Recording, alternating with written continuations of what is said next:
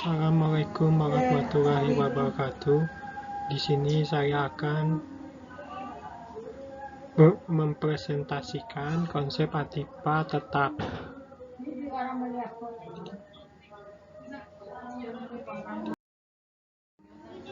Pengertian ATIPA tetap ialah ATIPA tetap berwujud yang mempunyai nilai guna ekonomis jangka panjang, dimiliki perusahaan untuk menjalankan operasi guna menunjang perusahaan dalam mencapai tujuan, dan dimiliki perusahaan tidak untuk dijual kembali agar diperoleh laba atau penjualan tersebut. Pemberian aset tetap. Perlakuan akuntansi pajak atas pemberian aset tetap dapat dibedakan menjadi dua, yaitu 1. Pemberian dalam negeri. 2. Pemberian impor dari luar negeri. Penyusutan aset tetap. Menurut IAI 2007 dalam PSAK 16, penyusutan adalah alokasi sistematis jumlah yang dapat disusutkan dari suatu aset selama umur manfaatnya.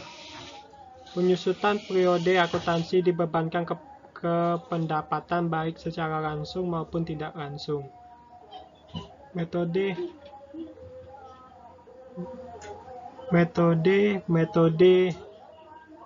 penyusutan ada terbagi 3. 1. Metode penyusutan garis lurus. Metode penyusutan garis lurus. Metode penyusutan ATIPA tetap yang pertama adalah metode penyusutan garis lurus, strike method. 2. Metode kedua adalah metode penyusutan metode sadon menurun. 3. Metode jumlah angka tahun, sum of the year digit method, adalah salah satu dari 4 metode untuk menghitung beban penyusutan atau depresiasi yang menurun dari tahun ke tahun. Jenis ATIPA berwujud ialah aset tetap yang mempunyai bentuk fisik. Ada 3 jenis dari ATIPA atau aset tetap berwujud. Contoh diantaranya ialah ATIPA yang memiliki sumber penyusutan atau juga depresiasi, misalkan seperti bangunan ataupun gedung, peralatan, inventaris, kendaraan, mesin-mesin produksi, dan yang lainnya. ATIPA yang mempunyai sebuah sumber dari depresi ataupun penyusutan, misalkan seperti tambang mineral deposit, ataupun sumber daya alam lainnya.